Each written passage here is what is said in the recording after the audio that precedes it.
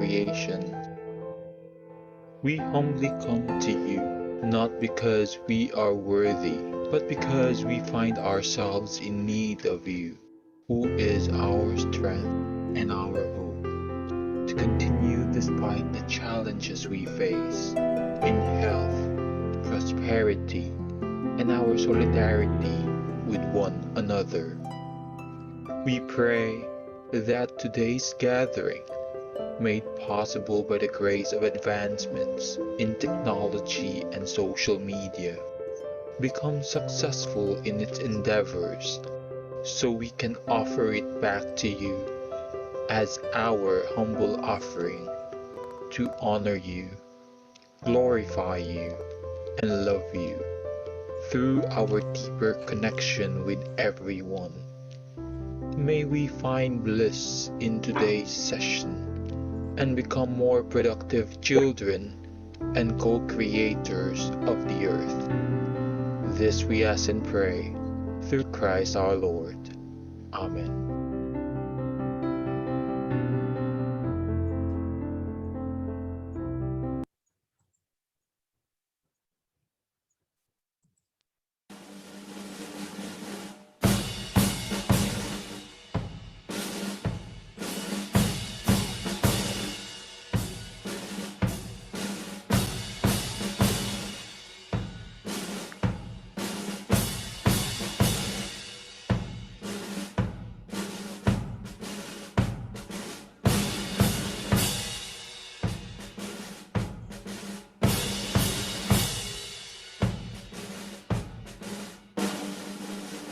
Bayang magiliw, rela sa silanganan, alab ng puso, sa dibdib mo'y buhay. Lupang hinirang, duyan ka ng magiting, sa manlulupig, di ka pasisiil, sa dagat at bundok, sa simoy at sa langit mong bughaw. May nilagang tula at awit sa paglayang minamahal, ang kislap ng wataw at mo'y tagumpay na nagniningning, ang bituin at araw na kailang pagmamayroong pagdidilim, lupa ng araw ng walhati pagsinta, buhay langit sa piling mo, ang aming likaya ng pangmay mga api, ang mga tay ng dahil sa'yo. Thank you very much to our technical team. Our management committee, colleges, and pertinent offices with its dean, directors, college secretaries, and chairpersons are gathered to set direction and discuss pertinent matters of our beloved UMAC. But before we begin, may we gently remind everyone to please change their names to please rename, beginning with their colleges or center or office, surname, and first name. Thank you very much. To start the ball rolling, I am honored to call on the virtual floor our Vice President for Academic Affairs to formally open and welcome us to today's occasion. May I call on Dr. Elexur C. Ramos, our VP AA. Sir X. Thank you very much, AJ, at magandang hapon po sa inyong lahat. Actually, kaninang umaga po, nag-uusap kami ni Dr. Santos. Sabi ko sa kanya, ano ba yung magiging role ko for this afternoon's session? Sabi ko, kasi on Wednesday, I'm supposed to deliver the direction setting for our university. Sabi niya, actually sir, we already have some talking points based on the dialogue that I had with Dr. Santos, which will actually be the take-off point of our pre-convocation planning, no? Para pagdating ng Wednesday, meron na tayong output when we give our plans and direction for the upcoming school year. So basically, I'd like to start with some data, no? Nung nakaraang linggo, 2 weeks ago, I actually attended a roundtable discussion together with various educational leaders, owners of schools, and known businessmen. This was organized by the Philippine Business for Education, or PIBET. And during that roundtable discussion, we were talking about basically the state of Philippine education, more particularly in tertiary education, and what needs to be done to address seemingly gaps and problems that we have encountering right now, especially at this time of pandemic. Kasi sa totoo lang, at paulit-ulit ko ngang sinasabi to during the various invitations that I've been asked to speak for the different colleges and centers when they invite me to give a message for their various activities. I don't think no one among us here actually ever thought or envisioned that we will be living in a time of a pandemic. No? Wala naman siguro sa atin dito na na naisip na sa buhay natin or in our lifetime, we will actually be experiencing and living in a pandemic. And this COVID pandemic, which is affecting not only us but the entire world, this health crisis, has changed a lot of ways on how we actually conduct business and how we do things, and especially in education. Sinasabi ko nga na kahit na siguro dumating yung panahon na a majority of us would already be inoculated and there will already be some face-to-face classes that will be allowed. Okay? Yung threat of the virus will always be there. Plus, the investments that we have done already as far as technology should not be put to waste. No? So we should actually maximize it and try to actually use it best for our potential. In fact, ito ng pandemic na to, and also because of the Unifast bill, no, if you're familiar with that, there was a data that was shared by PIBED, which I'm going to also share on Wednesday, no, the exact figures. But it shows there actually basically the number of tertiary institutions all over the Philippines. Parang ang if I recall it right, yung mga public tertiary institutions only numbers to a few hundred, like 250 if I'm not mistaken. And there are more than 1,000 private tertiary institutions naman. So yung public mga nasa 250, yung private mga nasa 1,000 plus. But the number of students, there are 3.6 million college students, and this figure was from last year. Out of that 3.6, okay, 1.8 is enrolled in public tertiary institutions, and another 1.8 is enrolled in private tertiary institutions. Just by giving that number, makikita nyo yung disparity. Kasi 250 lang yung public schools, public tertiary institutions, kaso kalahati ng naka-enroll sa kolehiyo nasa public school. At yung other half nasa private school. So, anong ibig sabihin yan? Unang-una, yung mga private schools are really losing their students. No? Naglilipatan talaga sa public. Ang isang epekto nga niyan, yung dyan sa Unifast. At pangalawa, no? Talagang yung choice ngayon ng mga estudyante, tinitignan din nila na ano ba yung value na makukuha ko kung mag-aaral ako against public and also against a private tertiary institution.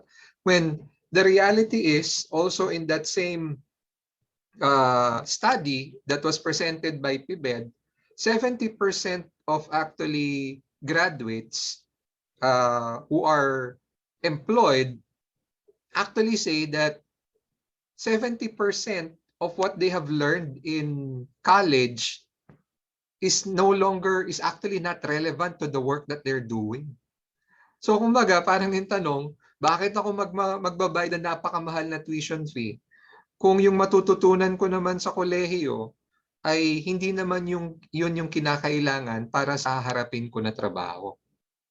And there is some truth to that, no? Because the reality is because times are changing so rapidly and technology is changing so rapidly. By the time that a first-year college student enters college and graduates after 4 years, yung pinag-aralan niya ng 4 na taon sa kolehiyo may no longer be relevant to the work that he would actually be doing. So, why did I start there? Kasi isa sa mga challenges na gusto sana nating ma-achieve this coming school year, and ito pinangako natin kay Mayor that during her term, we will aspire to get CHED institutional recognition. Okay? Kaya lang, no, in the process of getting CHED institutional recognition, we have to also understand that we should not lose our identity as well. The identity that was inculcated to us by Professor Lopez. And what is that identity? Being a trailblazer, being an innovator, being different, pagiging kakaiba. No? Dito kasi nagkakaroon ng masasabi natin na disconnect because CHED's role is supposedly twofold, developmental and regulatory. Kaya lang, unless we go through and complete yung regulatory prescriptions nila, okay, it will be very hard for us to continue to do what we're doing na pagiging developmental, no? Dahil kapag patuloy nating gagawin yan without the blessing of CHED, kasi pwede naman nating sabihin na pabayaan na lang natin yung CHED. We've survived for the last 50 years. Hindi naman pinapasara yung eskwelahan namin. Natin pala, rather, patuloy pa rin naman na hina-hire yung mga graduates natin. Nagpa-perform naman tayo sa mga board-related examinations. But the reality is, at ito alam to ng mga ibang kasama natin, now we are actually experiencing some problems because we are not actually institutionally recognized by CHED. Let me just share with you one problem. Yung ating maritime program, until now, yung first 5 batches natin, so Alpha, Bravo, Charlie, Delta, and Echo, until now, hindi pa rin sila pinapayagan ng Marina na kumuha ng officership certification exam. Bakit? Kasi may agreement ang CHED at saka ang Marina na nagsasabi na only graduates from CHED-recognized institutions ang pwedeng i-allow ng Marina na kumuha ng exam. Nakailang usap na tayo sa Marina, nakailang pag-uusap na tayo sa CHED. Lahat na ng mga hinihiling nila na pwede nating gawin na intervention, pinakiusap na natin, but until now, hindi pa rin napapayagan yung mga graduates natin. Ang kawawa at the end of the day, yung mga bata, because it is not their fault na hindi tayo institutionally recognized. Okay? Sinasabi ng CHED at saka ng Marina, parehas na during their visit here, tama, maganda yung programa nyo. Tama, may nakaabang ng trabaho para dun sa mga graduates nyo ng maritime. Kaso, at the end of the day, hindi kayo institutionally recognized. Okay. So, we will work on our CHED institutional recognition. And in the process of doing our CHED institutional recognition, we will also work on our COPCs or Certificate of Program Compliance for the different program offerings that we have in the university. Okay. Kasi sinasabi ko nga po doon sa MANCOM, kung hindi natin mako-comply yung COPC, which is the bare minimum that CHED actually mandates for colleges and universities offering different programs, kung hindi natin makomply at least the bare minimum standard that CHED has set forth, then we don't have any business offering that program. Kasi kung hindi nga natin kayang ma-achieve yung bare minimum, wala tayong karapatan na buksan yung programang yun. So, that is one of the directions that we are actually moving towards to. Now, in the process of CHED institutional recognition, there are a lot of things that the university has already done to be able to comply with it. One of which is, of course, the revision of our charter. And very soon, the city government actually, and through the leadership of our mayor, the board of regents also of the university, very soon will open the selection process for the next president of the university.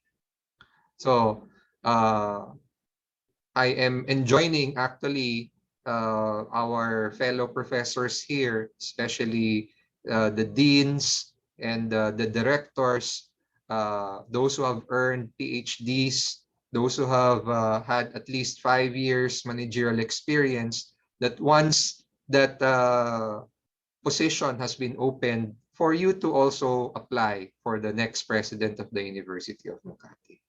Kasi we want to continue to actually, uh, continue the gains and the the things that we have already accomplished, no, in our university. So, pag dinugtong natin yung Certificate of Program Compliance, hindi pwedeng hindi natin re-reviewin ang ating curriculum. Hindi pwedeng hindi natin re-reviewin ang ating instructional delivery. At hindi natin pwedeng kalimutan din na tignan yung ating assessment of outcomes. Kaya nga nakakatuwa kasi before this pre-convocation, there was a OBE retooling seminar conducted by the office of Sir Ray Medenilla.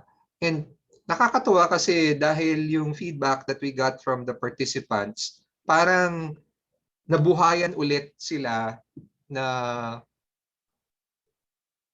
lalo pang palakasin yung kanilang mga credentials, mas lalo na sa area ng research at mas lalo na sa area ng curriculum development.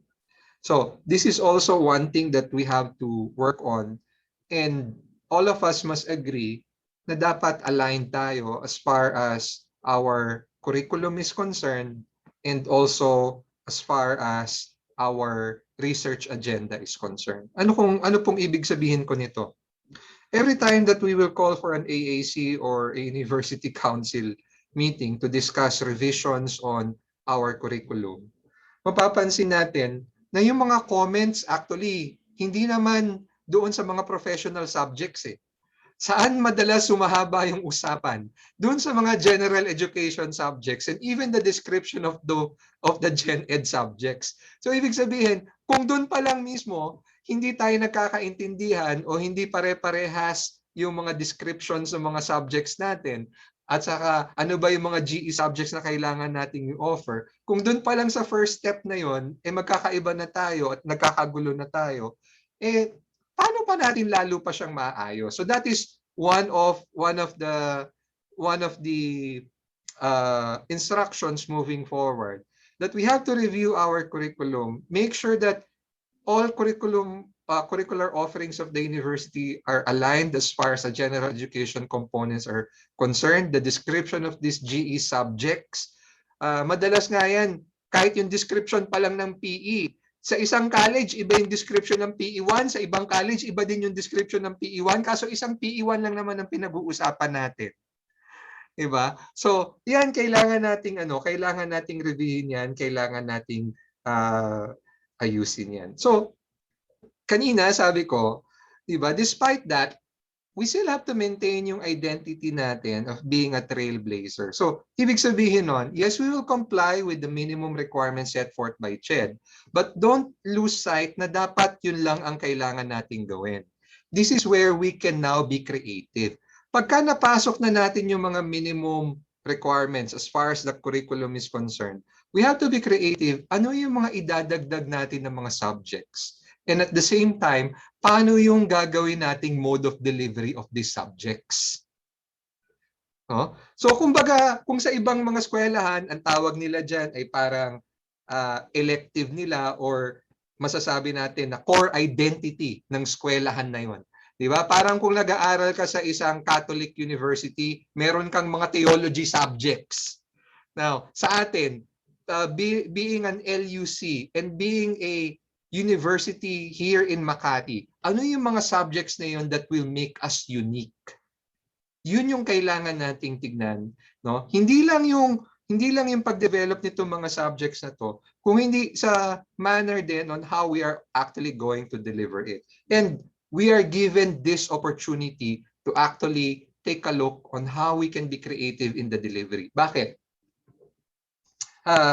Because of our learning management system, now we can actually do flexible teaching as well and flexible learning. Anong ibig sabihin yan? Kahit na magbalik na yung face-to-face, pwede pa rin natin gamitin yung TBL Hub for some of our classes. Okay? We are no longer restricted with the number of students if we use technology as part of our platform. We are also not constrained with the time. So ibig sabihin nito, kung gusto mo magklase ng alas 10 ng gabi, okay lang kasi wala ka naman dito sa campus. Pwede mo naman siyang gawing online. So yun yung sinasabi ko na mga innovative ways, creative ways on how we can actually deliver our service to our students. So basically the message is we should not limit ourselves na dapat ang oras ng klase magsisimula alas 8 ng umaga, matatapos ang alas 9 ng gabi. Saka dapat walang klase ng Sabado at saka Linggo. Tanggalin na natin sa isipan natin yan. Bakit? Kasi we can now use technology to actually conduct our classes. It can be in a virtual platform. Yan yung parating sinasabi ni Professor Lopez before, that with the use of technology, we will now break away from the 50 students to 1 teacher ratio per classroom. Okay? So, anong ibig sabihin nito? Kailangan matagal natin pinag-usapan to, and I remember Dean Stan was one of the advocates of this. We have to review din yung mga subjects natin. Alin doon ang kailangan talaga natin ng face-to-face at alin doon yung pwede natin siyang ma-deliver ng pure online at alin doon yung kailangan nating ma-deliver siya pure face-to-face or alin doon ang blending. Ngayon, kapag naka-blend, ilang oras ang i-allocate mo for face-to-face or ilang oras ang i-allocate mo for synchronous and the rest at the student's pace. Diba? Basta kasi kung nandun na lahat yung mga learning materials, the role of the faculty now will be more of a mentor or a coach. Nandun na lahat eh. Diba? So, there might be students na mas gusto nilang mas advanced, mas gusto nilang mas magpursige into more topics para dun sa subject. Let them. Okay? So, yun yung mga kailangan nating yun yung mga kailangan nating tignan on how we can still maintain our identity, being a trailblazer, being different. Paano tayo pa rin magiging kakaiba? And I have yet to get proposals from the different colleges na sasabihin nila, sir, para to sa subject na to, dahil anyway, this coming school year, pure online pa rin naman tayo, ito lang po ang number of synchronous classes namin. The rest, ito po ang magiging, the rest of this subject would be asynchronous. Kaso, ito na po yung mga activities na gagawin ng mga bata during the asynchronous time. Wala pa akong wala pa tayo doon, hindi pa tayo maabot doon. Okay? So, kasi ang nangyayari pa lang sa atin ngayon, para lang kinonvert natin yung classroom setup natin, the usual way how to teach, in an online platform. Na kung MWF yung klase mo, MWF nandun ka rin during your time. Tapos nagle-lecture ka lang. No? So it's not actually no different from what we were doing before. Now, and of course, for us to be able to do this, we must continuously invest in learner support and also faculty development. Kasi sinasabi ko nga kay Dr. Santos, sabi ko, Doc Endix, sabi ko, don't stop putting in trainings sa TBL Hub, even if it is not related to LMS even if it is not related to the use of our LMS, but trainings that will make our faculty members better to teach, better teachers doing an online platform. Okay? So, sabi ko, all faculty members kailangan dadaan at least basic. Tapos maglagay ka ng mga advanced courses. And let them choose. Offer menu of courses. But the basic is mandatory to everyone. The added courses at their choice. Anong gusto mong matutunan? Paano gumawa ng mga videos na yung mga ganun ba na pwede nating ipasok doon, or other training that can actually make our faculty members better facilitators in an online platform. Okay? So, yun yung mga isa sa mga pinapangarap nating gawin na sana maumpisahan natin. And sabi ko naman, 'di ba, if there will be faculty members who would be willing to volunteer to develop these training programs or these training modules, we will deload them. Okay? And this can actually also be an opportunity that can also be credited for research. And kailangan din nating palakasin yung research capability ng ating university, because at the end of the day we call ourselves a university, and one of the criteria actually for you to be considered a university is we must have a strong foundation for research. And sinasabi ko nga sa inyo, di ba, kaya ko na bang sabihin sa ating city government na, Mayor, you can use UMAC as the research arm of the city? Kaya ko na bang sabihin yon? No? Like for example, itong existing COVID pandemic ngayon, ang dami nating data. Sayang, nandyan, di ba? So ang tanong ko, kaya na ba nating sabihin kay Mayor, Mayor, you can tap the university to be the research arm of the city? Okay? Now, so that is also one thing that we also have to work on, no? To increase the research capability of our faculty members. And also, we must not lose sight that part of the reason why UMAC is what it is right now is because of our dualized university education system. That is one of our uniqueness, wherein we have never veered away from forging and strengthening partnerships and linkages. So, parati ko nga pong sinasabi sa mga deans at saka sa mga directors natin dito, magturo kayo sa labas. Bakit? Kasi doon kayo makakakilala ng mga ibang mga potential partners that you can also invite to teach here in the university. Join various professional organizations. Bakit? Kasi dyan din kayo makakamit ng potential linkages that you can also invite to become partners of the university. Sayang nga, kasi sinasabi ni Ma'am Cynthia, unutilized, not fully utilized yung budget natin for partnerships and linkages. Oh? So, and alam niyo naman, because we are a local university, kapag napapansin na hindi naman natin ginagamit yung budget natin, either tanggalin sa atin yan o mababawasan yan. So this is also one of the things that we also have to actually talk about, no? And try to develop a program on how we can further strengthen it. And of course, without losing track of all of these things, hindi naman natin yan magagawa ng mag-isa. No?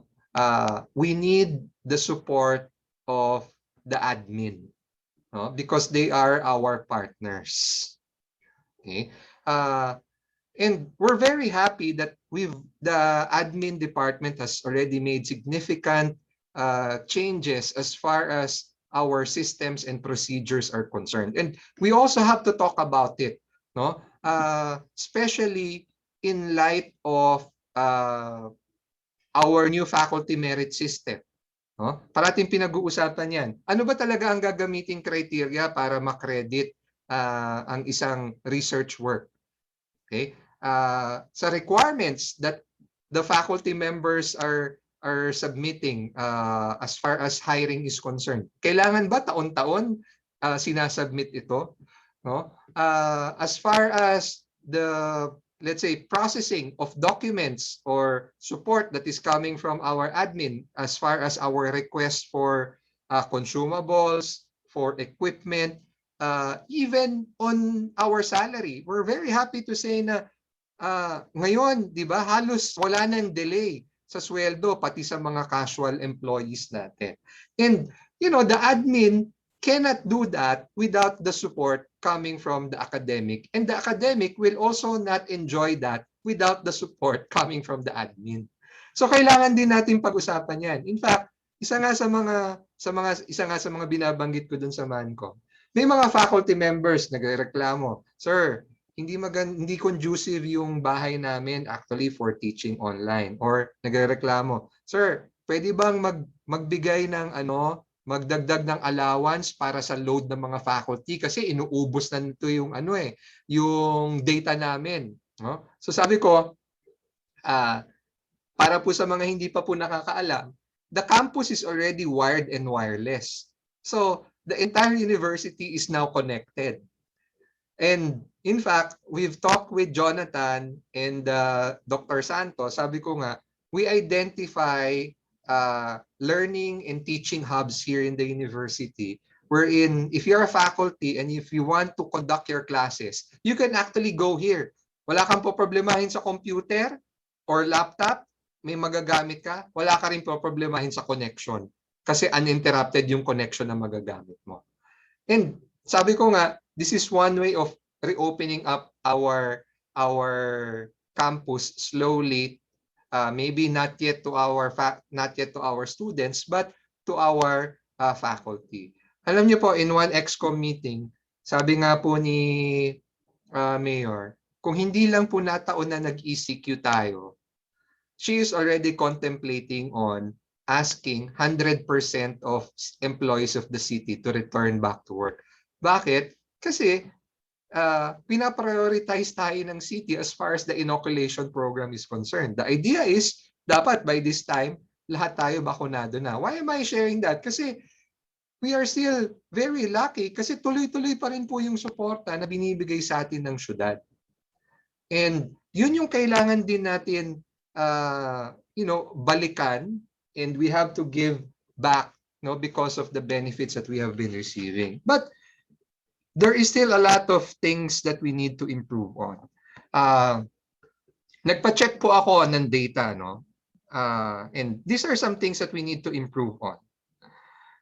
35% po ng mga classes natin online, delayed po yung simula. So bakit po?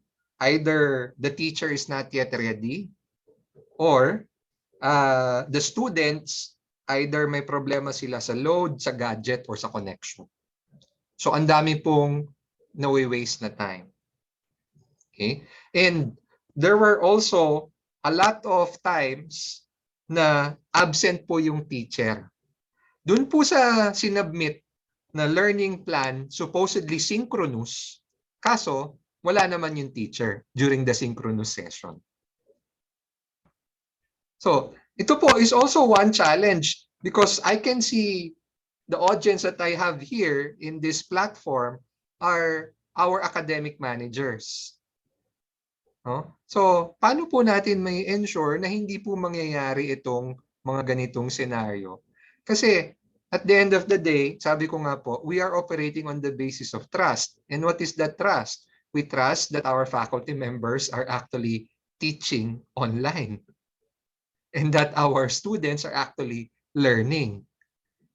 But in reality, namomonitor ba natin sila 100%? Sabi ko nga, kaya nga napakaganda ng plano na mag-submit tayo. Ano yung plano natin for each and every particular subject that we offer? Ilang hours dapat ang synchronous, ilang hours dapat ang asynchronous. At kung asynchronous siya, ano yung mga activities na kailangan nilang gawin? So, let me just stop there, no? Kasi alam ko marami tayong pwedeng pag-usapan, marami tayong pwedeng gawin. And sabi ko nga, I'm going to highlight this on Wednesday when we give the direction setting for the university. But let me just highlight yung points that Dr. Santos and I talked about, no, as the sessions that we will be talking about in this pre-convocation. Number one, of course, is our CHED institutional recognition. And sabi ko nga, pag pinag-usapan natin yung CHED institutional recognition, kasama dyan pati yung ating Certificate of Program Compliance. Another one is innovations for sustainable curricula, instructional delivery, and assessment of outcomes. So I've talked, a bit in detail about this, no? Third is maintaining the identity of UMAC as a trailblazer in the field of education. Okay. Fourth is learner support and faculty development. Fifth is industry partnerships and linkages. The sixth one is a strong foundation in research. And this last one is innovation and innovations of administrative department in the new normal system and processes. So just, take these points. We want to hear your suggestions on how we can actually be better. And part of our direction setting, and kasi parang ito na rin yung planning natin eh. Input natin yan para sa susunod na budget process natin, or when we are asked, what are the other things that we need to do? What are the other things that we need to develop so that we can actually deliver quality education? At hindi lang quality education, kakaiba. No? Yun yung that is actually what sets us apart. So with that, no, I just like to I would just like to leave you with with some inputs, no? Yung sa UNESCO study, this is of course globally. It says that 617 million children and adolescents worldwide are not reaching minimum levels of proficiency in reading and mathematics. Now, in the study that was done in the Philippines by PIDS, it was found out that yung grade 12 graduates natin, and this is across the entire country, the competencies of our grade 12 graduates is only equivalent of that of a grade 8 graduate. So, there is a 4-year learning gap. 4-year learning gap na hahabulin pa natin sa kolehiyo. Diba? Tapos, coupled with the problem of the pandemic, you can just imagine na yung learning gap na yan, lalo pang lalaki. Kasi, nakita nyo ba yung mga modules na binibigay sa mga public high schools? Diba? Hindi naman lahat ng mga public high schools at saka learners may kakayahan to actually do blended learning na may online component. So you can just imagine, walang supervision ng teacher at hindi rin monitored all the time. Plus, the environment at home, mas lalo na kung yung magulang o yung guardian, hirap din o hindi rin naman nakapag-aral, how can you expect the parent or the guardian to actually be the one to help facilitate the learning of his or her child? So, itong data na to was 2019 coming from PIDS. So you can just imagine, ano kaya nangyari ng 2020? At ano kaya mangyayari nitong 2021? So why am I sharing this? Kasi ito yung mga estudyanteng papasok sa atin. That is the kind of students that enter our campuses. May 4-year learning competency gap. So ang laki ng challenge sa atin. no, as teachers. Ang laki ng challenge sa atin as educators. Okay? So, at the end of the day, sabi natin, wala namang guru dito sa atin, wala namang teacher dito sa atin na hindi nagnanais na makita na mabago yung buhay ng ating mga estudyante at mabago ito at mapabuti. No? Kaso, ang laki ng trabaho ang hinaharap natin. Kaya nga sinasabi ko, sana at least dun sa bare minimum pa lang, ma-reach na natin. At sana nagkakaisa tayo doon. Kasi ang hirap magdagdag kung yun dun pa nga lang sa basic, hindi tayo magkakaintindihan. 'Di ba? Kaya nga uh, it's true na we've had a lot of success, we've had a lot of achievements, we've had a lot of triumphs, but take a look at the colleges, especially the colleges who have done very good on this, like for example COAS, no? And I'd like to thank Dean Net because Dean Net is very rigid, talagang mahigpit, talagang kailangan susunod ka dun sa standard that the college has set forth. Diba? But are they losing their identity as being creative? Hindi. Kakaiba pa rin yung programa natin. Kaya lang, the college ensures that, for you to maintain or for a student to maintain that college, you have to maintain these standards, the same thing that they do with their faculty and the same thing that they do with their curricular programs. Okay? And nakikita natin yung results, no? Ganun din sa mga ibang mga programs natin. Kaya lang ang sinasabi ko nga, 'di ba? We really have to work on this. We really have to rally together, especially at this time na everyone, the expectation is everyone should have already adjusted. Everyone should have already adjusted, and everyone should understand that aside from adjusting, that this is going to be the new norm moving forward. Okay? That this is going to be the new norm moving forward. We will have meetings like this na kahit naka-shorts ka lang, hindi naman nakikita nung ka-meeting mo na naka-shorts ka. Diba? Kaso nagkakaintindihan tayo. Okay? So, this is going to be the new normal. Okay? So, again, with that, I do hope that we will have a very productive pre-convocation meeting of minds. And again, good afternoon and thank you very much. Magandang hapon po. That was our VPAA, Dr. Ramos, formally opening our pre-convocation this afternoon and giving us a very good glance of our direction as a University of Makati for this year and even beyond. Of course, we will have more on Wednesday during our actual AUC. Thank you very much, Sir X, for the direction setting.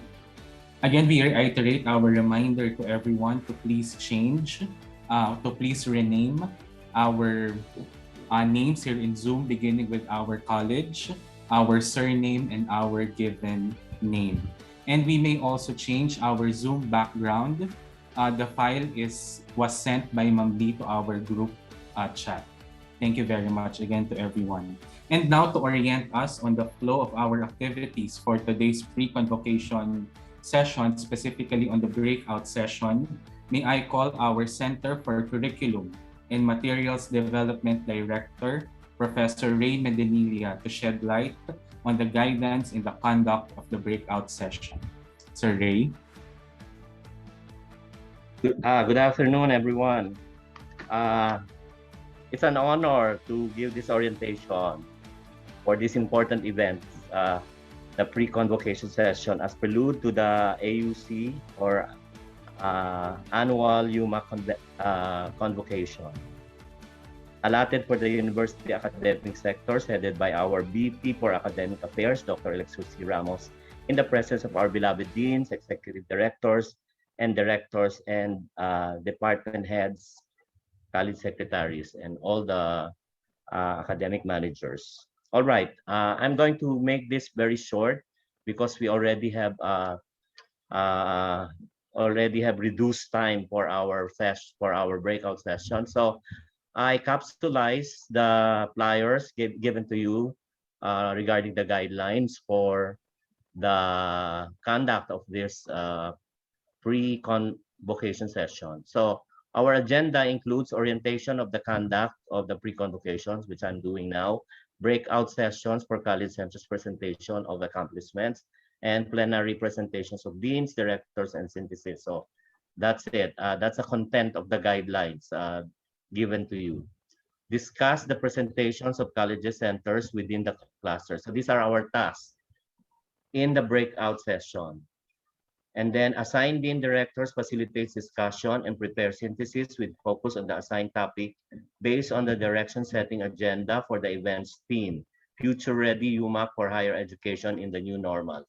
And lastly, present the synthesis during the plenary session in the main room. Okay, so we have to observe the time because this is really a must in an online event like this. So we are already past 1:30, so we have to make some adjustments for the breakout sessions. It's already almost 2 o'clock, so we reduce it with from 1:30 to 4, so it's 2 o'clock to 4. So we are just probably extended a little, maybe 4:10 to finish the breakout session.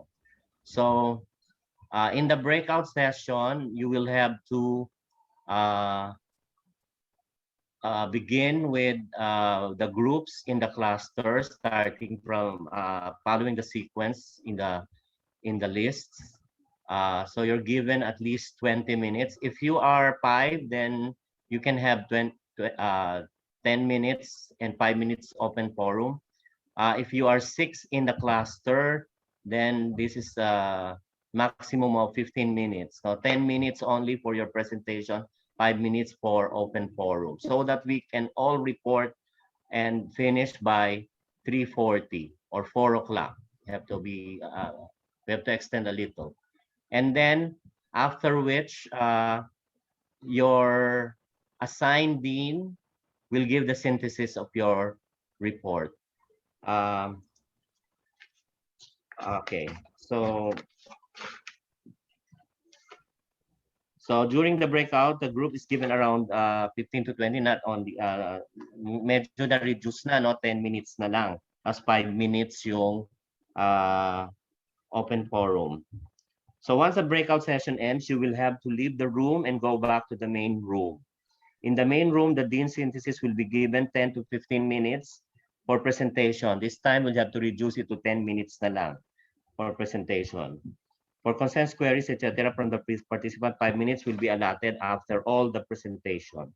The session will close at 5 p.m. Okay, so your groupings, take note, you have this in your flyers. For group 1 to be facilitated by Ms. Lee Ogadan. Here are the members, so take note. These are the clusters you will go for your breakout rooms. And the synthesizers are for group 1, Dr. Maria Feinanet Cariaga, group 2, Attorney Cecilio Duca, group 3, Dr. Danilo Sabado, and group 4, Ms. Juby Hermosura. All right, so here are the agenda, the basis of your presentations or the focus of your presentation, which also our assigned dean will take note from your presentation to be included in their synthesis. Any more questions?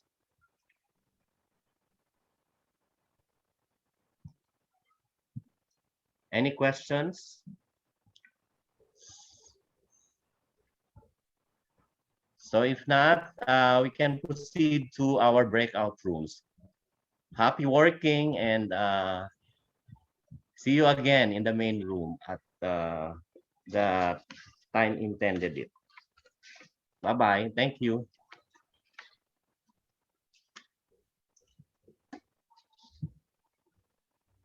Okay, I guess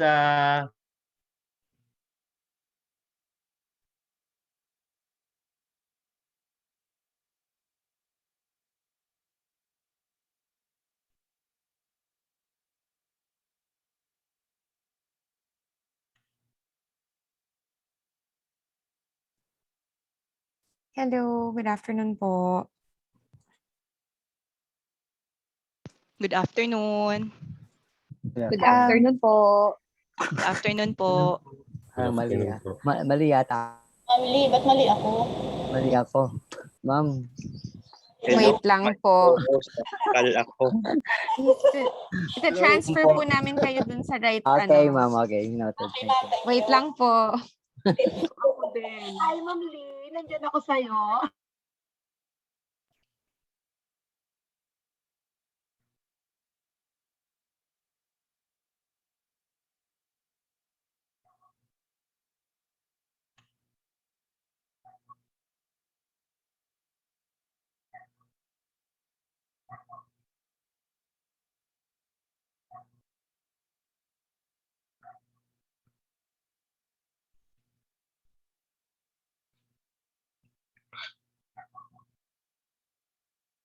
Hello, hello.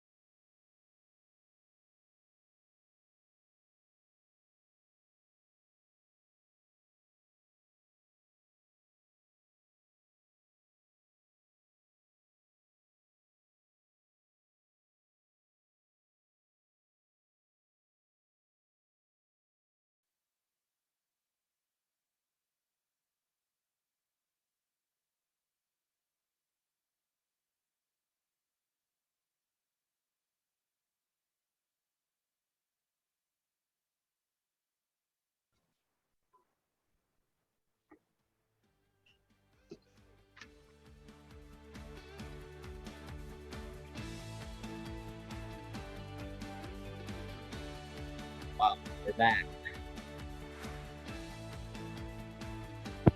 We're supposed to have the plenary or reports of our synthesizers. Group 4 is back. RJ, hi. RJ, hello.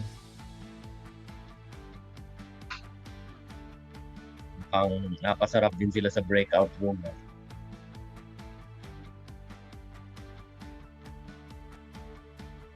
Na-extend. Kaya nga, yan ang online event eh. We have to really observe the time.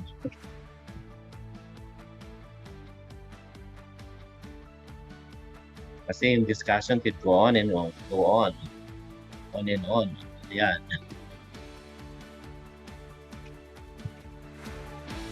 RJ. Sir? Yes, sir. Apo, nandito na po kami sa main room. Nakabalik na.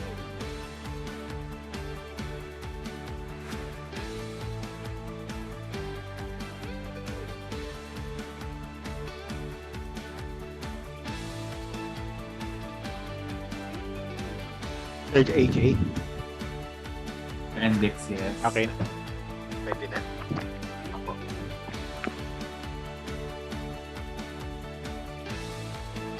Okay. Welcome back po to our main room. I'm sure we all had a very exhaustive, at the same time productive and purposeful discussion on our respective clusters. We will now begin po to listen to our assigned synthesizer / rapporteur per cluster, beginning with cluster 1. Cluster 1 po is composed of CBFS, CCAPS, School of Law, CGPP, CMLI, and of course, the College of Allied Health Studies. For our first synthesizers rapporteur, may I welcome po our Dean of the College of Allied Health Studies, Dr. Maria Faye Nenet M. Pariaga. Ma'am Net. May I just remind the reporters to stick with the 10 minutes limit so that we will finish at 5.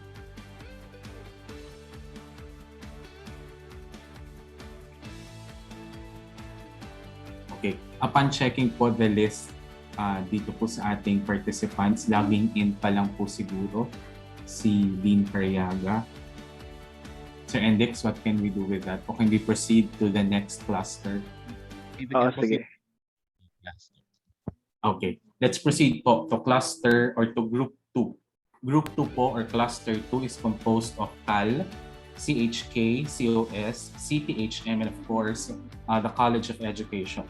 To represent group 2, may I call po the Dean of the College of Education, Attorney Dr. Cecilio Duca. Dean Duca. Thank you, sir. May I share my screen so that you would see the result of our dali lang ho ah.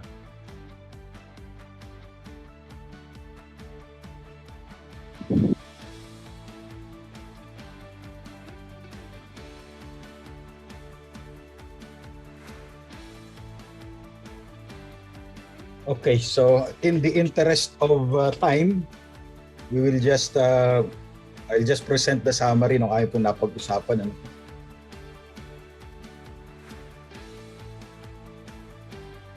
Okay, so we started with the quotation from B.F. Skinner that education is what survives when what has been learned has been forgotten.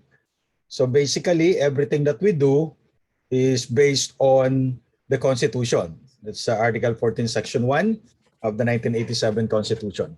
Now, to implement that constitutional provision, although this law has been enacted prior to the 1987 Constitution, yet this is still the basis of our quest for the so-called elusive quality education.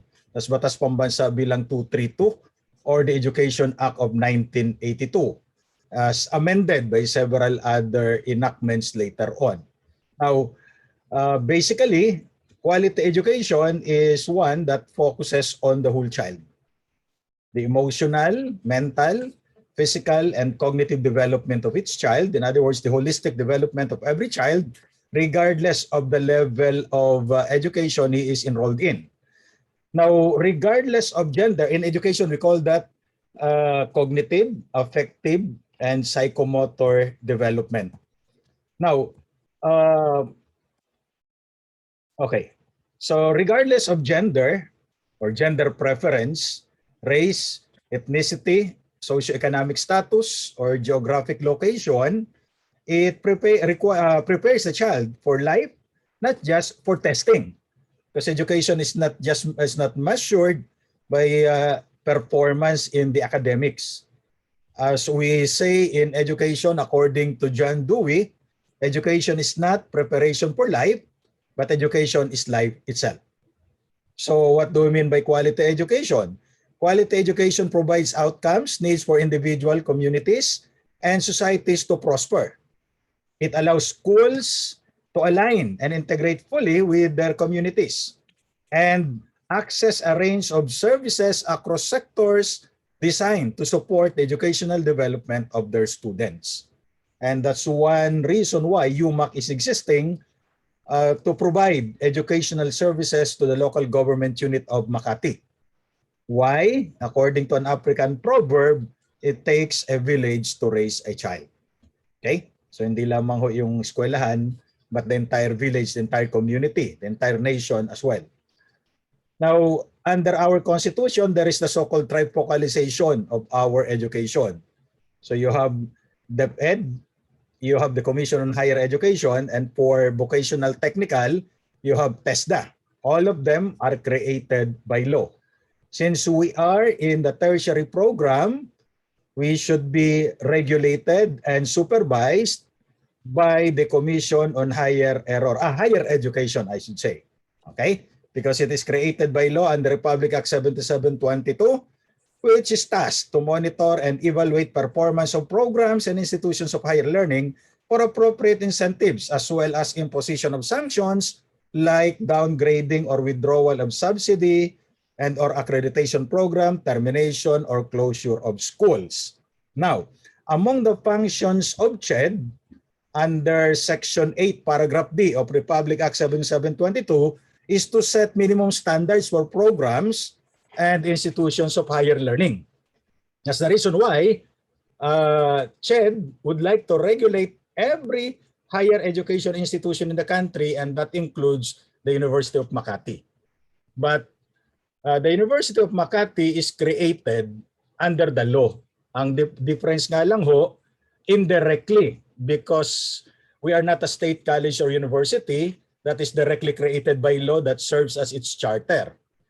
Insofar as local colleges and universities are concerned, our legal basis for existence is Section 458, Paragraph A, 5X of Republic Act 7160 or the Local Government Code of the Philippines, 1991. Now, UMAC pre-existed the laws that created the CHED and the Local Government Code. Why? Ito pong UMAC, as you will see later on, has been created in 1972. Now, according to CHED Memorandum Order Number 32, Series of 2006, particularly Article 5, Section 2, these are the guidelines that local government units who would establish an institution of higher learning, LCU or local college or university, must observe. So may mga guidelines po tayo dito. However, as I was saying earlier, UMAC has been established prior to the establishment of CHED and prior to the enactment of the Local Government Code of the Philippines in 1991. So UMAC was established through Municipal Resolution 242 because in those days, Makati was still a municipality, not yet a city. Now, later on, yung Makati Polytechnic College, so pinangalan it was renamed, and finally, it is now UMAC as what we know it. So, in terms of recognition, let me make an example. Take the College of Education as our example. We do not need recognition because our programs in the College of Education, both Bachelor of Secondary Education and Bachelor of Elementary Education, have been recognized by the former DEX, Department of Error, Corruption and Scandal. I mean, Department of Education, Culture and Sports. That was the regulatory body prior to the creation of CHED. So, when DEX recognized our programs in the College of Education, and such recognitions were never revoked in any manner, these recognitions remain up to this date. So the change of regulatory agency from DEX to CHED would not affect in any manner the recognition already granted to the College of Education and the programs under the college. As an analogy, I mentioned earlier sa aming group, when a person is registered upon birth with the National Statistics Office, is issued a birth certificate or certificate of live birth. A law was enacted converting National Statistics Office to Philippine Statistics Authority. Those who have been registered with NSO do not need to register again with the PSA as a matter of policy. That's why the recognitions issued to us by DEX cannot just be set aside or be swept under the rug by the current regulatory body, which is CHED. That's the rule. And we are happy that such principle was recognized by CHED itself in a letter dated March 12, 2021, addressed to the Honorable Mayor of Makati. That's the reason why medyo masaya ho kami sa College of Education, because we did not go through the so-called recognition process. Okay? So that's why sa mga colleges ho natin dito, if you can produce a document that you have been recognized by DEX before, you can use that para hindi na ho tayo mag-apply for recognition with CHED. Okay? Now, having said those, ito ho yung mga areas of concern kanina na napag-usapan namin, conglomeration of the different presentations, employability of students. Well, we're happy to say that our students are employable to some degree. In the College of Education, before our students would graduate, jobs are being offered, particularly those schools in which they are handling or holding their practicum. Now, curriculum instruction. So we must be updated so that CHED would not have anything to say with our curriculum. We have to comply with the curricular requirements, particularly the Policy Standards and Guidelines or PSG for each program. But we have to remember that these are just minimum requirements. So yung PSG, minimum requirements lang yan. Nasabi kanina ni BPX, we can add something that would distinguish UMAC curricula from the curricula of all other schools offering the same programs. Para may distinction ho tayo. Okay? What does it take to be a UMAC graduate? How would you distinguish a UMAC graduate from the other graduates? Then, the board exam performance for courses with board examination. Over the years, we have improved our performance. We have produced top-notchers both in the College of Science, meron tayo, at lalo na ho sa College of Allied Health. Lagi silang may top-notcher. For us in the College of Education, we produced a top-notcher way back 2018 sa BSE. Then, faculty development. So, palagi naman ho tayong meron niya, wala tayong problema dyan. Delivery of online learning. We already have the LMS, yung ating TBL Hub, in which we are admonishing all our faculty members to utilize the LMS, the TBL Hub. Then student services, very active ho ang ating mga estudyante, even in social media. And we already have an existing office or existing offices for student development. Then community involvement. Lahat po yan, hinahanap sa atin, particularly sa accreditation, research and development, and I think isa yan sa mga focus ng attention as stated by BP Ramos earlier this afternoon, that UMAC must be the research arm of the local government unit. Then for our laboratories, I think okay naman yan. Now, as an institution of higher learning, in order to maintain quality education, we are admonished, we are asked, because it is not a requirement under Batas Pambansa Bilang 232, Section 29, accreditation is voluntary. So if we do not want to be accredited, wala akong pwedeng pumilit sa atin. Pag ayaw, huwag niyong pilitin, masasaktan ka lang. Di ba? So hindi tayo pwedeng pilitin. And I mentioned earlier, way back, ito pong dating chairman ng CHED, hindi ko nababanggitin si Chairman Emmanuel Angeles, na-require niya ho na magpa-accredit lahat ng private higher education institutions. At nagka-problema siya doon. Because the law says voluntary accreditation. You cannot impose something which the law says voluntary. So kung ayaw namin magpa-accredit, hindi nyo kayo pwedeng pilitin. Okay? Now, so tayo ho, dahil tayo ay local university, under the system, doon tayo sa ALCO-COA. No? Now, these are the standards that ALCO-COA accreditors are looking for, or they are evaluating before our accreditation status would be confirmed or granted. No? So yan ho, marami ho ang kanilang hinahanap. Now, majority if not all of our programs in UMAC are accredited to some degrees. No? Now, ang tanong, what do we get out of accreditation? Maintenance of quality education is already a cliche. But what are the tangible benefits that we could expect based on our accreditation status? Number one, assistance in dealing with national government agencies relative to tertiary education issues. Dami nating issue with siya din. Ang tanong ko, hindi ko alam, wala akong personal knowledge, pardon me for that, natulungan ba tayo ng ALCO-COA o ng ALCO itself para naman ma-recognize tayo ng CHED? So just thinking out loud. Then, networking assistance with the industry. Exemption from institutional quality assurance dahil nga po tayo ay accredited.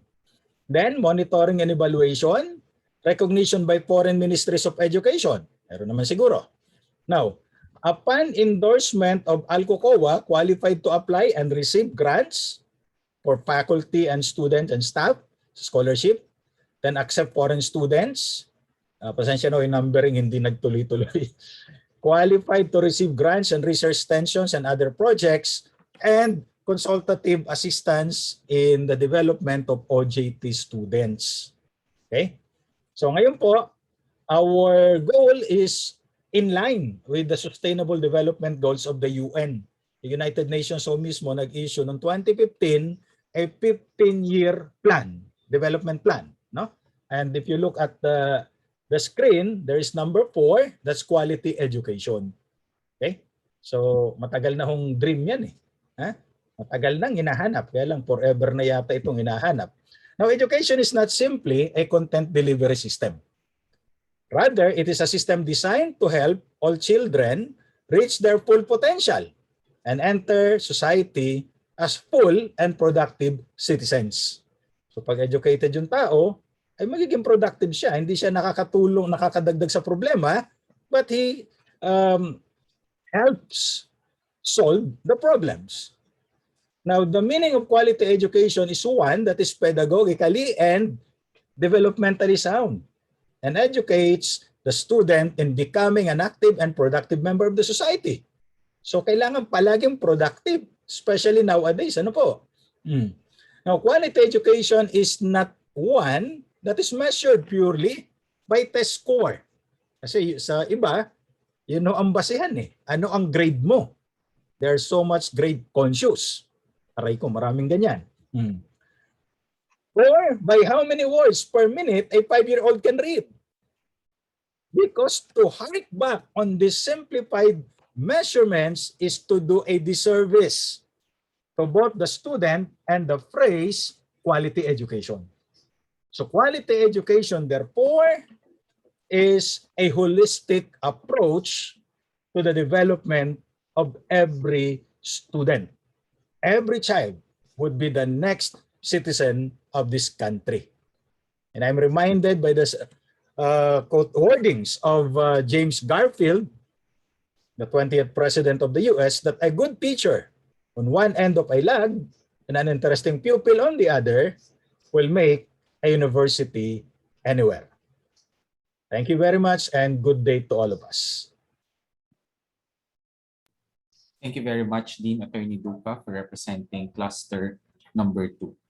Let's now move on to the next cluster, cluster 3 or group 3, composed of CTM, CCSCE, CCS, CNSTP, and the higher school ng UMAC. The designated synthesizer rapporteur is the Dean of the College of Computer Science, Dean Dr. Danilo Sabado.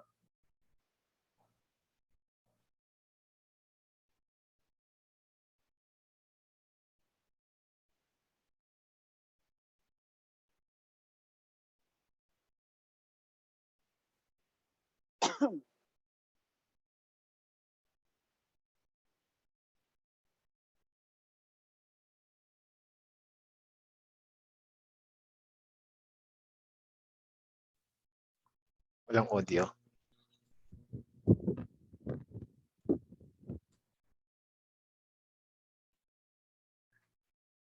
Dean Sabado. Yes po, we cannot hear anything yet.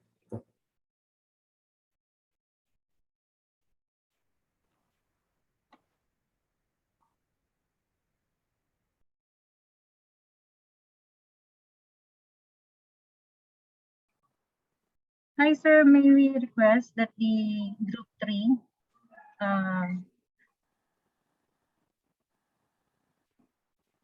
for the next presentation po, Dr. Sabado was disconnected. Okay po, noted po, Ma'am Janice. I think, okay po. So let's move on to group number 4. I think Dean Sabado is already in the platform na po. Or should we move po to the next group number 4? Okay. Okay, sir. Sige po, I think Ma'am Juvie is nodding. So, sige po. Let's move to the next group or next cluster, cluster number 4, composed of the Registrar's Office, the ITC, the CLCDP, of course, the TBL Hub, CAS, together with MTPLC. The assigned or designated synthesizer rapporteur is no less than our HR head, Ms. Juvie B. Hermosura. Ma'am Juvie. Okay, good afternoon, everyone. So allow me to present to you the output of the group 4 or cluster 4. Okay. While a lot of people may wish that the year 2021 may provide a restart, life and work, as we know, will probably not go back to normal anytime soon.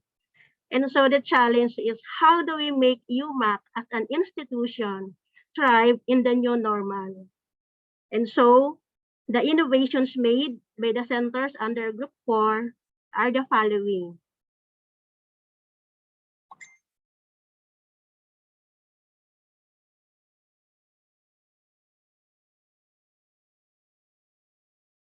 Iris, can you share screen?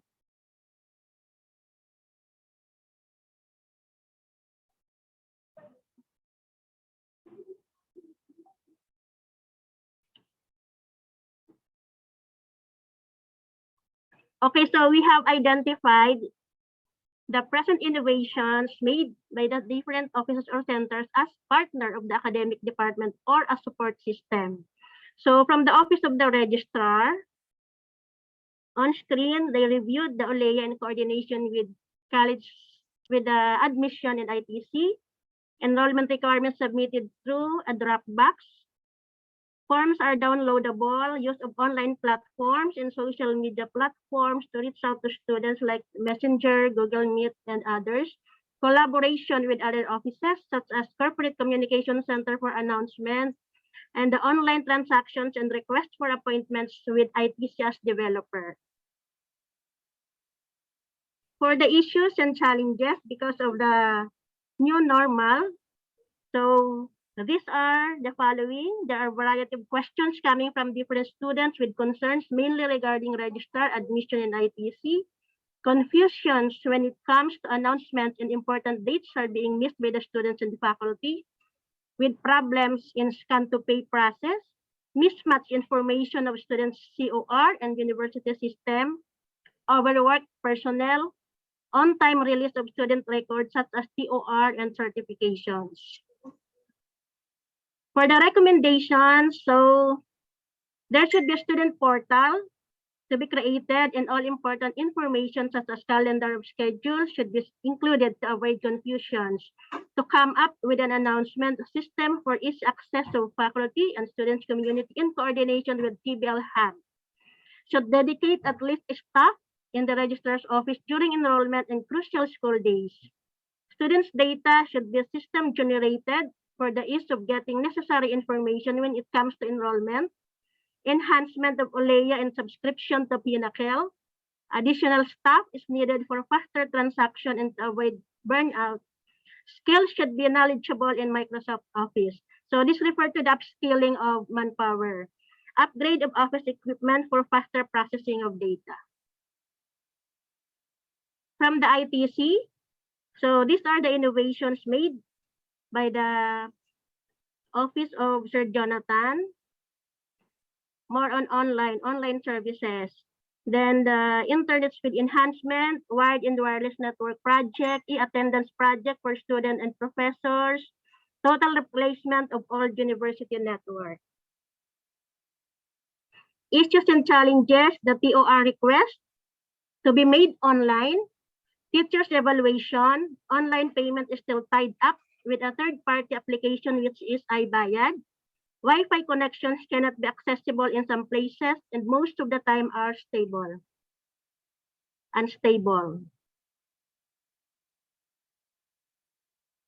Internet speed enhancement to 800 Mbps. So these are the recommendations. Virtualization of servers and desktop computers to lessen the investment in hardware, to come up with an online transcript of record, to come up with an online portal for faculty and students, and should come up with separate online payment, looking into integration of GCash. From the Center for Linkages, Career Development and Placement, so it sustains transition to flexible learning delivery of internship, compliance to internship documents requirements, downloadable and Google Forms with e-signatures. If possible, PPAs are done virtual like the SEPCON, the job fairs, OJT orientation, and other activities. Online submission of internship document requirements, review, approval, processing, and final clearance. Downloadable and Google Forms with e-signature if possible. Online submission of partnership document requirements, review, approval, processing, and final signature. Downloadable and Google Forms with e-signatures if possible. Upgrading and updating of the CLCDP website, the use of online platforms for the announcement and conduct of PPAs and various meetings. Issues and challenges for the center, no given checklist from CHED for the internship modalities, incomplete submission of documents from the students, how to proceed with the student's e-signature for the rating sheet and evaluation form, e-signature of the partner companies, needs legal assistance in terms of partnership documents, especially the contract, personal upskilling of technology knowledge, and gadget limitations per personnel. Recommendations should develop an online system to monitor OJT requirements and other rating system, transitioning to downloadable and Google Forms. In coordination with ITC, e-signature in Google Forms should be identified how to be used properly. Include career counseling in coordination with guidance counselors, joining the online job fair, come up with a customized internship contract with the help of SOL, to promote international linkages and strengthen the inventory monitoring of partnership companies in coordination with ITC and other system proponents. From the TBL Hub, strengthening the university IT infrastructure, deploy a full working online learning management system, train personnel, teaching and non-teaching to configure LMS, provide capacity development to teacher trainers in training UMAC teachers. Issues and challenges, faculty are digitally challenged, using of different online platforms. So those are the issues of the TBL Hub. Recommendations, training for non-academic personnel, training for basic, advanced, and expert, create a community, students and faculty, and an academic window in the TBL Hub environment. Per college can create research undertaking in the TBL Hub for future use. Moodle should be solely used as the university LMS to avoid confusions between students and faculty. Monthly report should be in place to monitor who among the faculty are using the LMS. From the Center for Admission and Scholarship, online registration, online submission of requirements, initial screening and interview done via Zoom or Google Meet, downloadable notice of admission and other forms. For the issues and challenges, students and parents' concerns, non-administration of test administration before admitting them to respective programs. There are students who are not yet enrolled in OLEA. Students' data not found in the system due to mismatch information from online application with a database system. No OLEA credentials due to some students who are not following the system instruction. Transfers credentials are not yet updated. Approval of schedule, payment, scholarship application is being delayed or rejected due to incomplete information in documents, and confusion about the scholarship programs.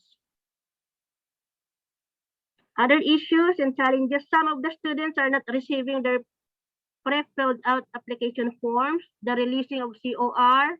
Students are not aware of the right offices when it comes to their concerns, multiple messages received from the students, and receiving threat from the parents. Recommendations. Looking for alternative ways on how to properly administer new students, having blended student admission in coordination with ITC for the online admission process and system. Okay, so going back to my question a while ago, so how do we make UMAC as an institution that will thrive in the new normal? So by building a future-ready workforce, there are three elements to this effort. Number one is work. What must be done? Or what gets done? Ano bang gagawin? Number two is workforce. By whom? Sino ang gagawa? Or by what? Human being ba o machine? Those are things to be considered in the new normal. And the workplace, where and how to be done. Saan gagawin yung trabaho at paano? Thank you so much. Thank you very much, Ma'am Juvie, for delivering the reports of the offices highly relevant to the success and realizations of the academic endeavors of the University of Makati. We now go back po to our Group 3 or Cluster 3. Again, the member colleges are the CTM, the CCSE, the CCS, the CNSTP, and of course, the higher school ng UMAC. To represent as the synthesizer rapporteur of group or cluster number 3 is again the Dean of the College of Computer Science, Dr. Danilo Sabado. Dean Sabado. Thank you, Prof. AJ. Good afternoon, everyone. Allow me to present first the summary of the presentations of the 6 academic units under our cluster for industry partners and linkages, learner support, as well as faculty development.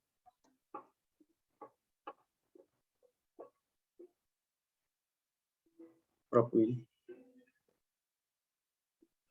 Okay, so in terms of industry partners and linkages, the different academic units presented their partners as well as their thrusts and the initiatives that they are actually doing. For the case of the College of Technology Management, they were able to present their partners just like Smart Router, Manila Plastic Products, Colleen, Morningstar Milling Corporation, until the British School, Manila. For the College of Construction Sciences and Engineering, so they have an ongoing CE review program, of course. They have an affiliation with the Philippine Institute for Certified Quantity Surveyors, and that also of the ACI Philippines Fed of Student Leaders. So what is interesting to note here is that their students are partnered with their industry partners when it comes now to their research and development efforts. Another one is from the College of Computer Science, wherein the college has 6 institutional professional organizations and 8 individual professional organizations where our faculty members are members. So there are a total of 52 industry partners and more on process as future partners. So Industry Academe Forum as well as Job Fair is in place several years back, and that also we have an active industry partner with, of course, the help of these industries when it comes now to project or activity implementation. Okay, so for the higher school ng UMAC, so they have a planned partnership along with the affiliations of their different tracks. So just like for instance, the ABM, of course, they are in close coordination with the JPIA of the College of Business and Financial Science, and that of the ICT Society also is in close coordination with, of course, the College of Computer Science for the Philippine Computer Society, as well as the Junior Philippine Computer Society. The CNSTP, they do provide volunteers from CWTS and LTS to MSWD's extension program through DCNB, and that there is this ongoing partnership along now with Makati's DRRMO for the validation of the BS in Disaster Management Program. And that for the MPPLC, they have registered 5 programs, and they are to offer new programs just like driving NC2 as well as housekeeping NC2.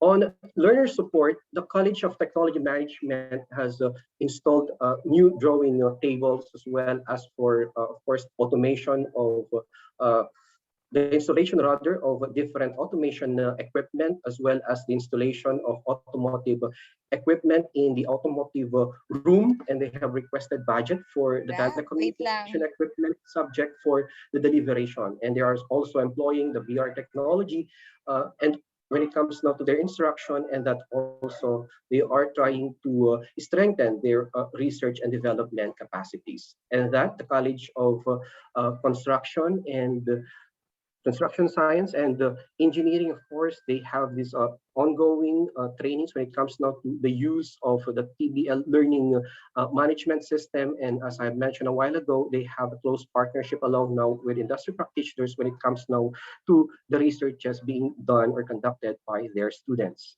For the College of Computer Science, so we have a lot of ongoing trainings and conferences, of course, attended, and so much more to mention. We have joined several hackathon and boot camps that, of course, for our students with the guidance of our faculty members. We have a full list of instructional materials, as well as ebooks, okay, modules, PowerPoint presentation across all programs, and the course offerings that we have in the various programs that we offer. All of those are standardized. We have specific templates for all the modules, PowerPoint presentations, as well as for those adapted and created videos. So the college encouraged the faculty members to develop modules, of course, using those provided templates. And our students also basically joined a lot of competitions wherein they also won on those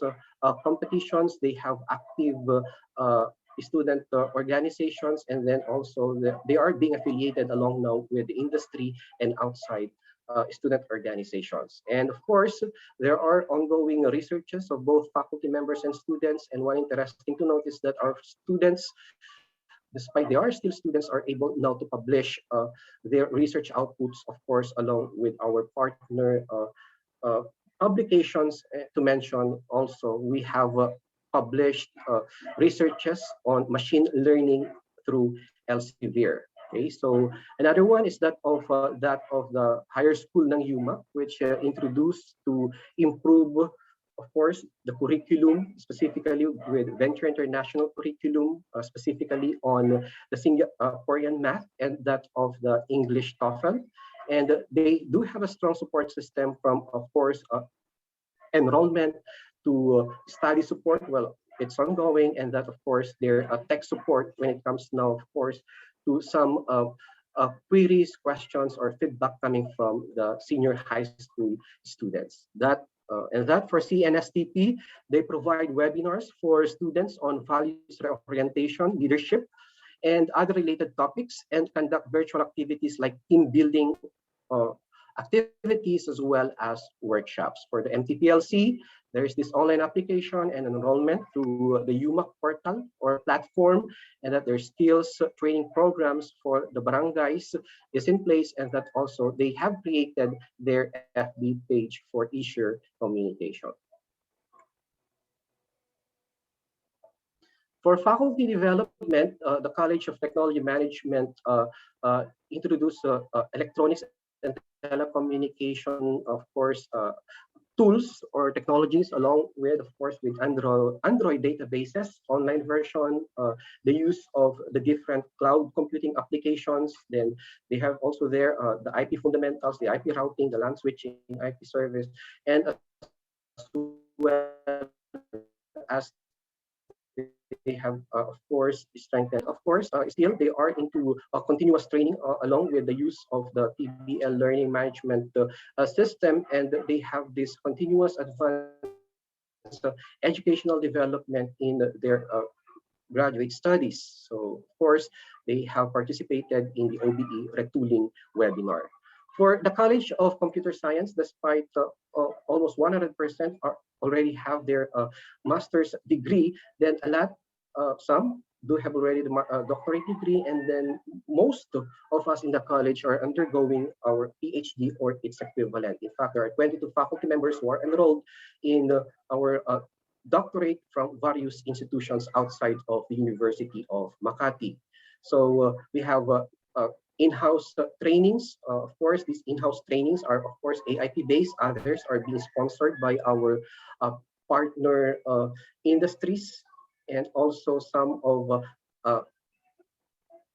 are also student-initiated, wherein, of course, it involves the participation of both the students and the faculty members.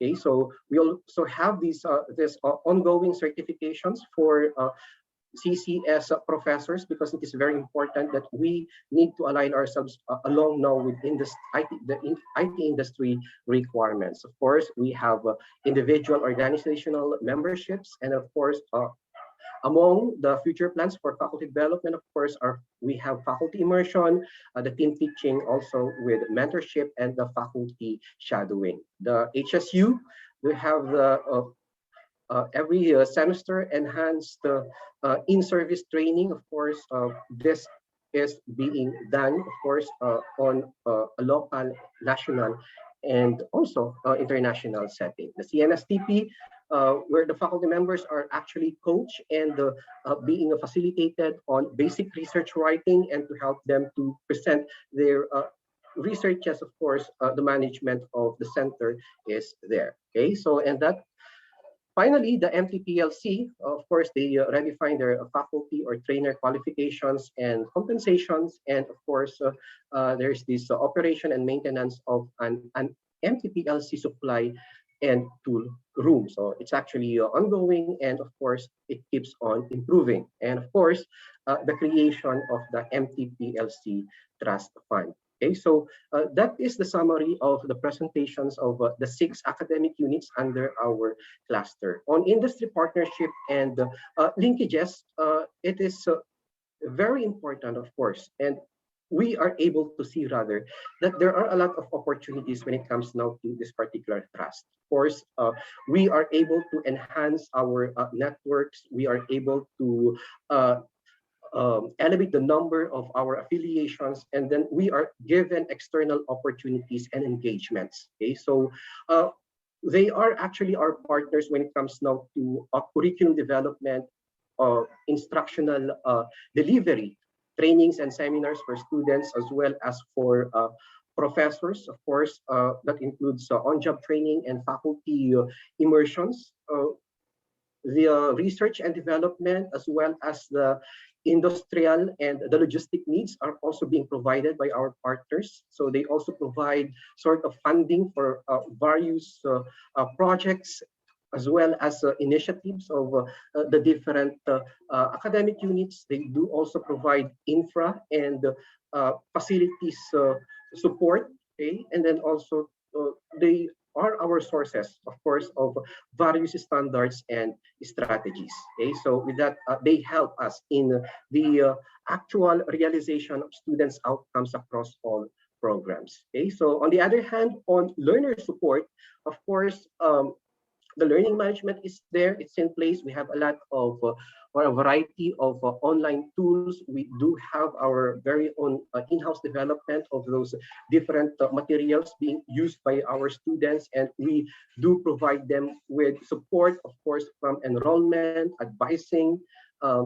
when we are actually doing the conduct of the actual instruction. We have various customer service platforms, so to speak. We have the different social media groups, the FB, the Messenger, wherein our students and teachers are in that particular, in those different chat groups, of course, to provide again customer service, and of course, until of course the issuance of pertinent reports or documents, until of course the issuance of report of grades, or even the clearing period and the release of their credentials to include their transcript of records. So it's very important that we engage our student learners with their subject matters, and that they should be able also to cope up with their remote, or just what we call as online learning experiences. Okay, so in addition to that,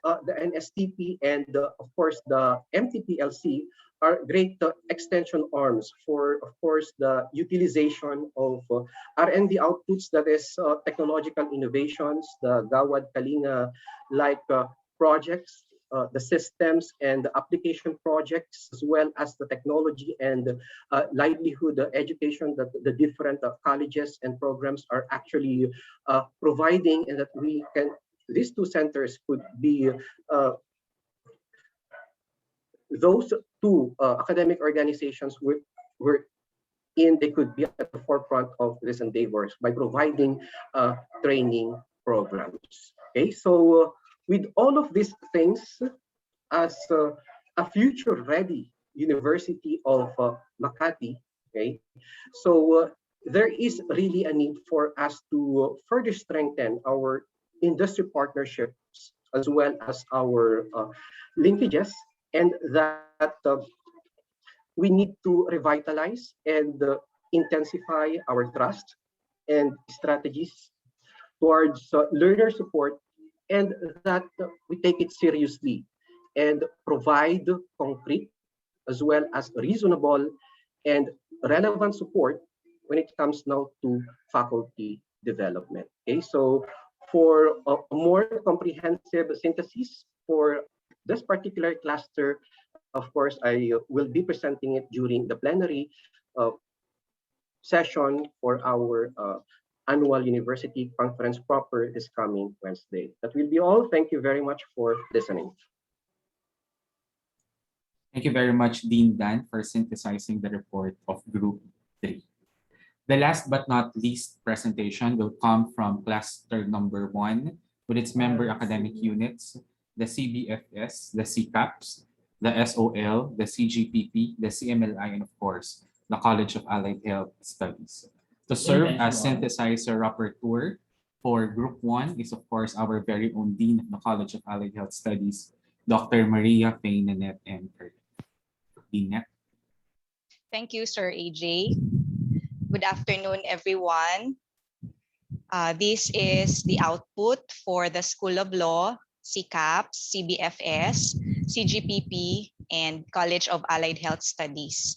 So particularly on the two topics, maintaining the identity of UMAC as a trailblazer in the field of education, and the other one is on strong foundation in research.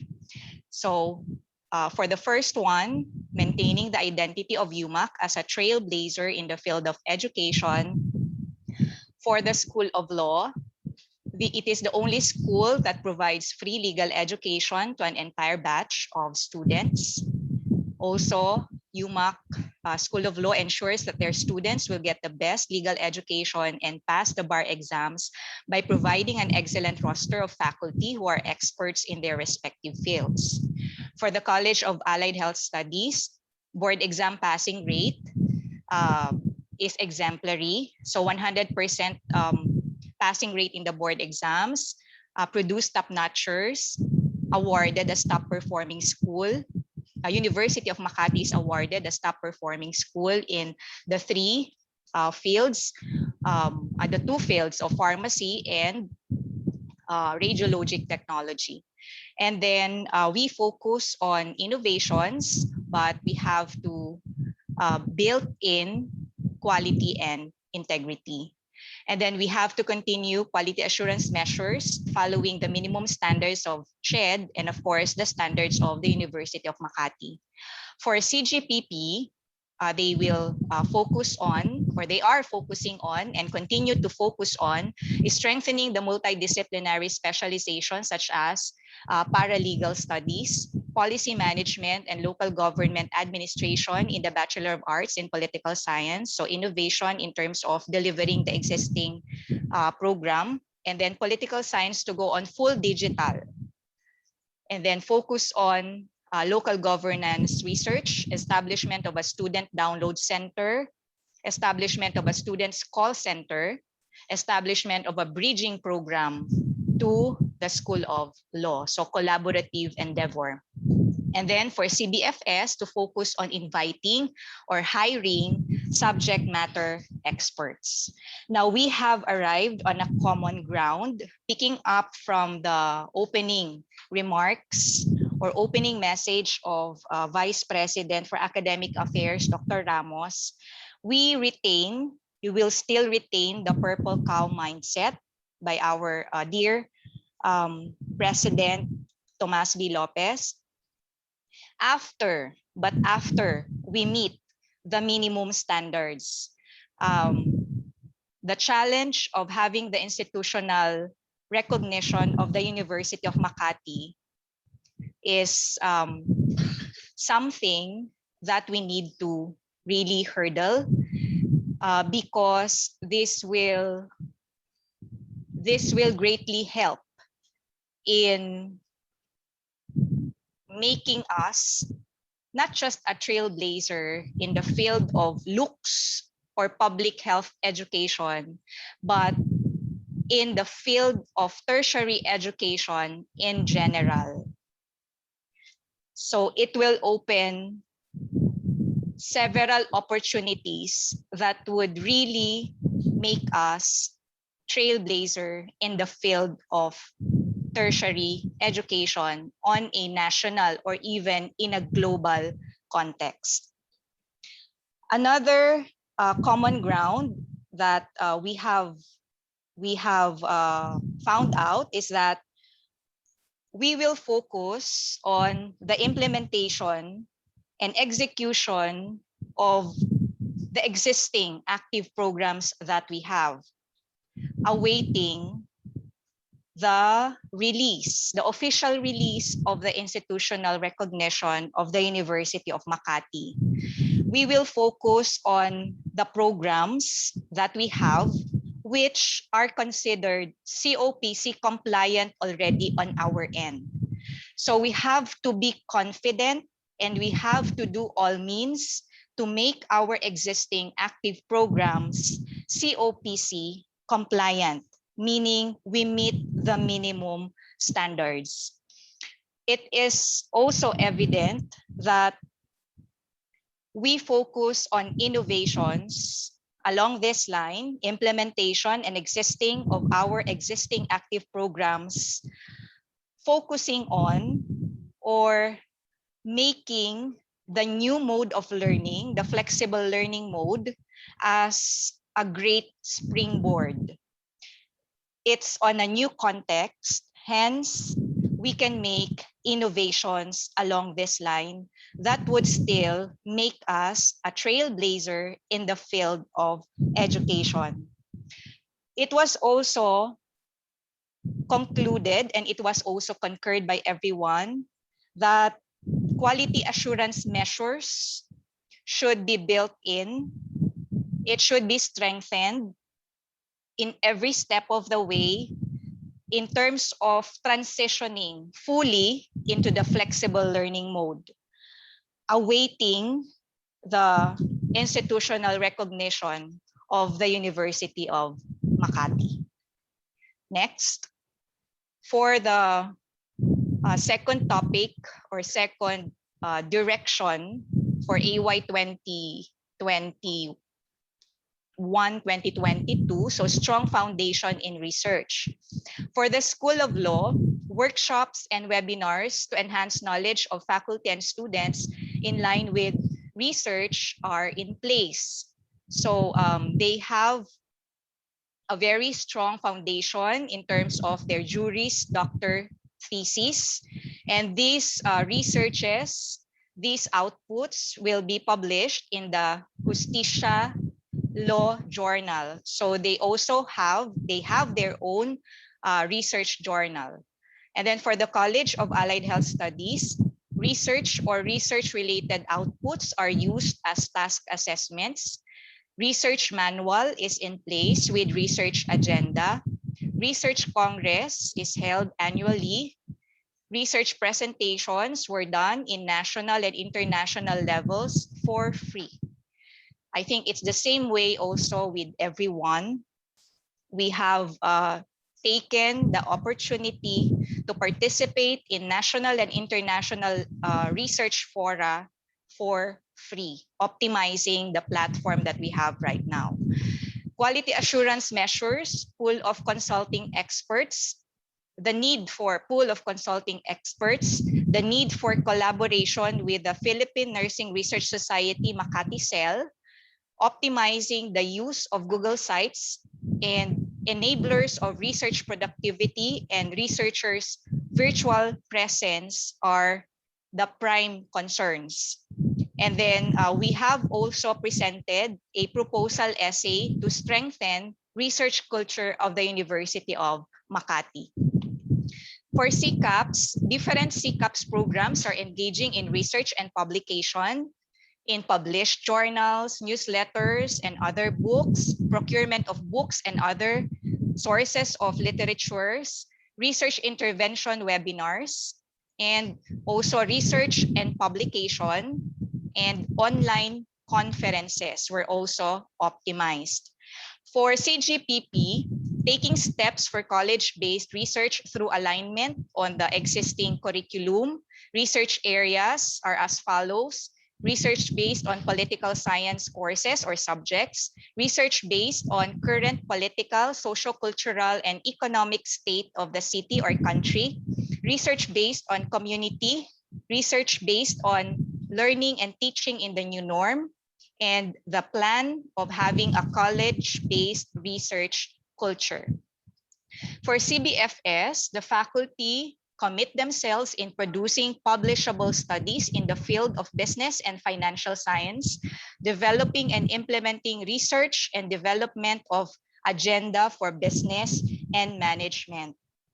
Common grounds that we have found out and we have set: there is willingness and commitment in each and everyone to produce quality researches, produce relevant researches.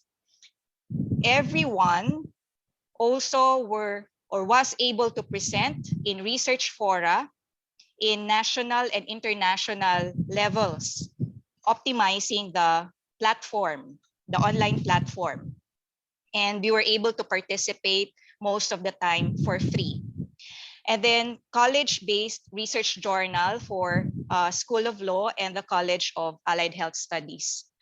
Picking up also from the very recent OBE retooling webinar that was given by the university to all of us, it was evident that we all are very good researchers. We have all the potential to become very good researchers.